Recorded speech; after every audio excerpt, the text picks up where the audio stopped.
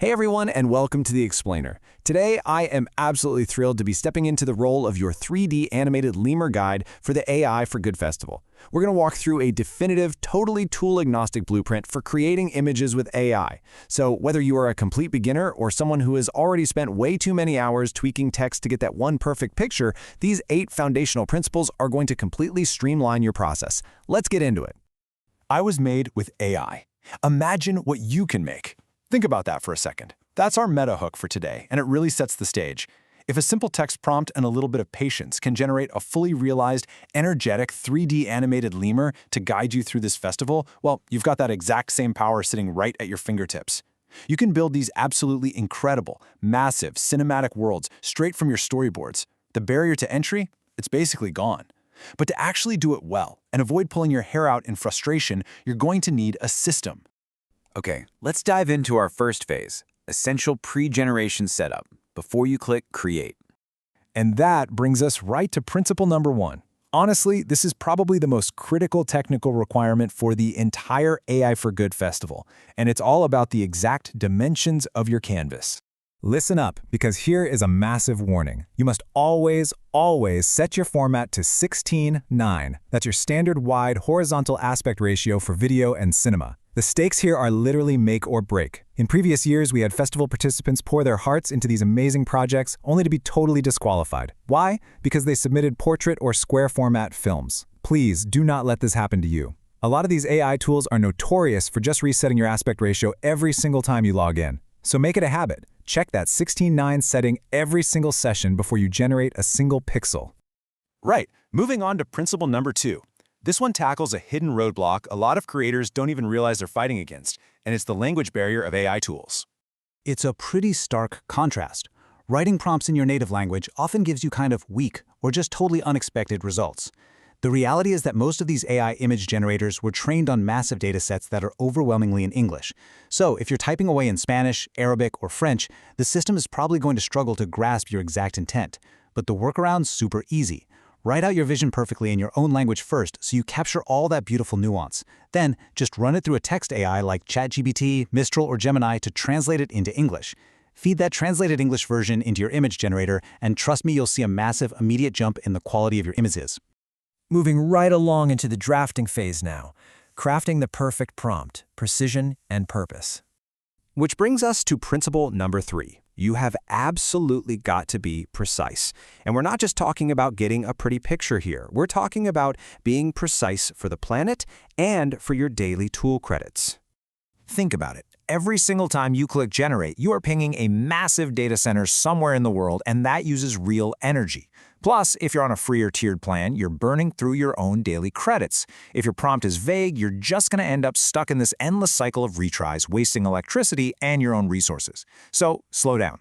Before you hit Generate, make sure your prompt includes the specifics, your character and their exact expression, the setting, the time of day, your color palette, the camera angle, and the overall visual style. Nailing this the first time saves literally everything. Okay, we're building up to the real climax of this explainer now. Principle number 4. If you take away just one thing today, make it this one. It's the absolute most important principle of the entire workflow. Your storyboard is your prompt. Seriously, you do not need to stare at a blank text box wondering what on earth to type. Step 1. Just take one single frame from your storyboard. Step 2. Identify the shot size, the emotion, the setting, and the style that you've already sketched out. Step 3. Write your prompt so it exactly matches those details. For example, if your storyboard shows a wide shot of a girl on a cliff at sunset in a 3D style, feeling hopeful, boom, that exact sentence is your script. Don't start from scratch, guys. Start directly from your frame. Now it's time to shift gears a bit, expanding your visual world beyond the main character. Let's look at building out your whole cinematic universe. That leads us to principle number 5, which is all about visual variety and breathing actual life into the world you're making. Because, let's face it, to make a film feel real, you have to go way beyond just close-ups of your main character's face. That gets boring so fast. You need to deliberately generate the places your character actually moves through. You need the objects around them, the background figures that make the world feel lived in, and of course, those massive, wide establishing shots that set the scene. You really have to prompt for all these elements if you want your project to feel genuinely cinematic and immersive. All right, principle number 6. This is a super practical rule about the software itself, and it's all about tool loyalty.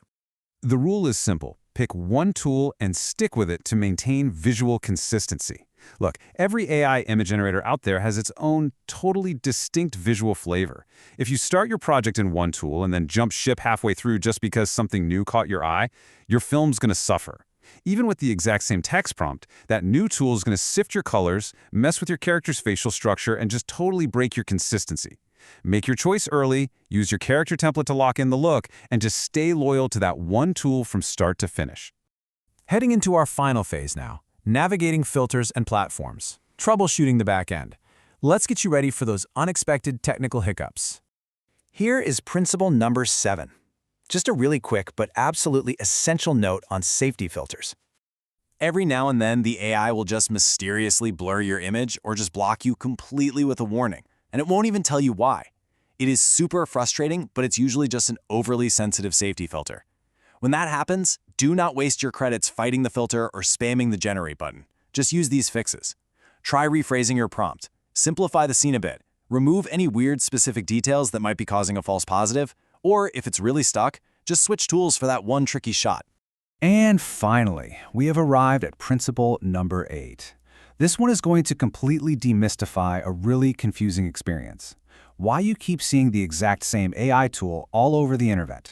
It all comes down to understanding the mechanics behind these tools, specifically engines versus roofs. It works through an API, which is basically a technical connection that lets a platform run an underlying model, think of it as the engine, inside its own interface. Let's break that metaphor down a bit more. Think of the engines, the models themselves, like Seedream by ByteDance or NanoBanana by Google. Those are the actual brains generating your pixels. Now think of the roofs as the platforms, like CapCut or Dreamina. You are choosing the engine, but that engine can live under a bunch of different roofs.